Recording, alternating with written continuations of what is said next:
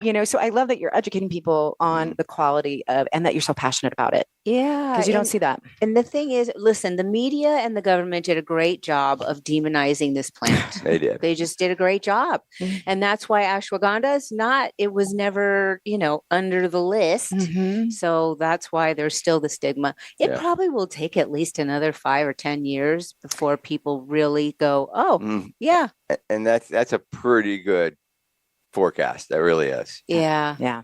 yeah. I mean, they did a great job. Yeah. Yep. Yeah, they did, didn't they? Okay, we're going to move on so we can get some more information into you. Now, how about this? How does the ECS system interact with the parasympathetic system? Mm. Now, the parasympathetic, Say that again. the parasympathetic nervous system. All right. But I feel like I got it. Did I get it? Yeah, the second time, yeah. All right, Okay. Is a division of the autonomic nervous system that primarily functions to promote rest, relaxation, and digestion.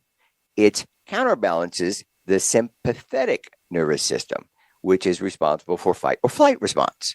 So if you think about that, once you are done with fight or flight, then you need this system to kick back in. Yes. And I can't wait to have your participation in on this conversation. But I can tell you the ECS system does interact with it. It is involved in various physiological processes, including pain modulation, immune response, mood regulation, and appetite, which are some of the systems in which the parasympathetic nervous system deals with. The interaction between the two, let's see here. CB1 receptor is the most common, and so that is the one in the brain. Activating the CB1 receptors can trigger activity and influencing the parasympathetic outflow and the associated physiological responses. Mhm.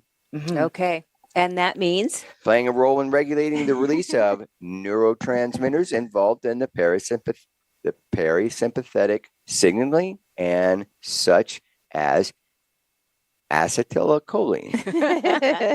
Oh my gosh, we're back to reading, people. We're back to Let's reading. see. Where is that? Okay. Right? Yeah. Mhm. Yeah. Oh, that was pretty close. All right. Close. Take it away.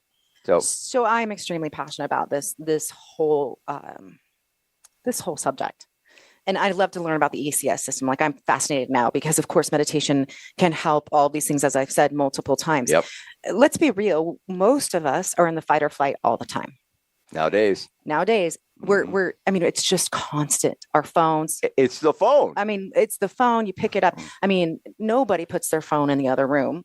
Barely. I'm trying, right? How many times you wake up? I look at that thing when I'm going to the restroom in the middle of the night. Well, instantly I have a thought of, oh my gosh, what's going on? Yep. So fight or flight is always on. And not to mention just what's going on politically, what's going on in the world, what's going on in our families, drug abuse, obesity, you name it. Yep. So it's all there. So learning about the ECS and then and the CB1 receptor, I sound so smart.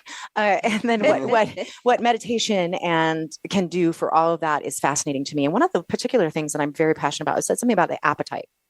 So in my class, I teach a lot about mindfulness, and we dig deep into belief systems, and it's not always easy. Meditation can bring about some of those things, by the way. So be careful, journal. And if you do, I'm just going to say this to the public, if you do meditate and start having what I call peeling away at the onions, you start feeling a little bit worse, make sure you go talk to somebody and journal about it, because it can help you get into some of these biological responses to fight or flight, because the parasympathetic is coming on as well.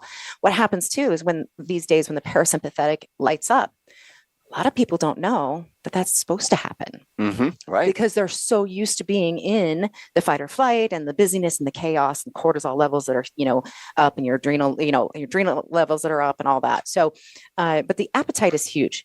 We see a pandemic or epidemic of obesity.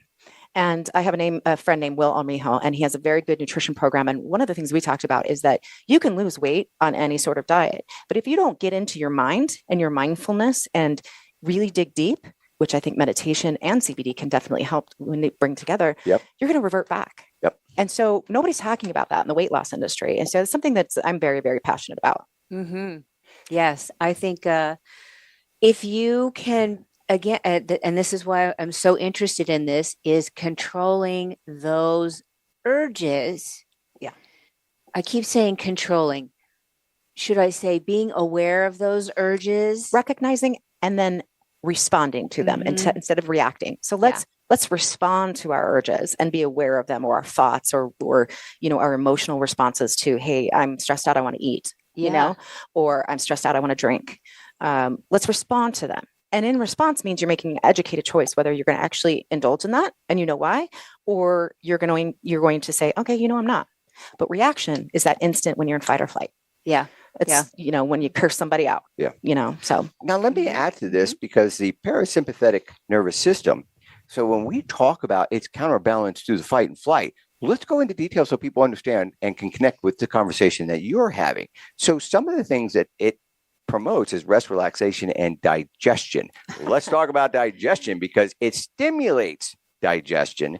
It stimulates constriction of blood in the digestive system, and it also triggers muscle reaction in the digestive system. So I would imagine these are all things, if they're going on a lot, would contribute. Yes. So again, one of the things that I think of with that, right, the parasympathetic system happens when you sleep, but only that's when you restore. How many of us are getting good sleep? Yeah. So Not these are things that are compounding. It's gotten me scared. Yes. Anyway. The increase of IBS in the nation. You hear all about the gut biome right now, right? Yeah. Why? Because probably since, and I'm 48 years young, but probably since I was a little girl, I was in that fight or flight or stressed out for multiple reasons, right? And so my gut has then had 48 years of being in the fight or flight, in the I'm stressed out and not being able to function properly. So and you know what, the gut is the second brain, as far as I'm concerned. And so not only do we have to take care of this brain, we need to take care of our gut. And that healing process takes some time as well. But understanding that you have to make a conscious effort to activate the parasympathetic. Okay. I agree. Now I'm going to let me roll through some things here. The effective meditation on cells, reduce oxidative stress. We talked about those. Improves immune function. Enhances. Let's go to enhances mitochondria functions. Now, we'd like to see something other than the damn cold things that you and I do, huh, Kim? Yeah, I mean, cold showers and all those, what do you call that? Immersing yourself in extreme cold or whatever that. Yes. So I'm just actually learning a little bit more about mitochondrial reactions, and I come from a spiritual background of quantum physics and that sort of stuff. And so when I get into the body, I'm really fascinated by the mitochondrial. In fact, I just started taking a supplement, for mitochondrial activity. Okay. So I would not be able to speak too much on that, except for your cells regrow. Meditation helps those cells grow and, in the proper way, which is going to help with that. All right. I'm going to give you now. So mitochondrial is big. That really is big. And a lot of people know about it. Not many people know about autophagy. Autophagy is achieved when you hear people talk about fasting for, 3 or 4 days, because what they're looking for is to get to that place of autophagy. Okay. And if I'm saying that word correctly. Yeah. And by the way, that is, so there's cell degradation that happens at autophagy that helps remove dysfunctional components of your cell. And so people are striving to that. Now, hey, listen, I wish we could share more, but now you have to reach out to Erin to get additional information. Erin, can you share how somebody would reach out to you? Absolutely. The best way is probably on social media. So I'm going to give you one of my Instagrams. So it's at the.goddess.blossom. The Goddess Blossom with dots in between. Yep. I tried to get it without the dots, but at the.goddess.blossom. All right. Or I'm Erin M. Harvey, as in Marie Harvey, on Facebook. So beautiful. Feel free to message me. All right, because you got our interest, and I bet you're going to have other listeners' interest as well. Thank you so much. And I really want to thank you from the bottom of my heart in participating in this topic with us. This is a wonderful topic. Yeah, I think we should bring you back after Ed and I meditate. Yes, because the next one is, okay, you've gotten started. Now what? Yeah. Exactly. Let's do that. Let's plan that. Because we need to understand more of the deeper background of meditation. Right. So. Yes. Okay. We do have to wrap this show up. I want to thank everybody for tuning in today. I hope this was a good subject for you. Yes. All right. So this is Ed. And this is Kim. Reaching out for our best health possible. And we're out.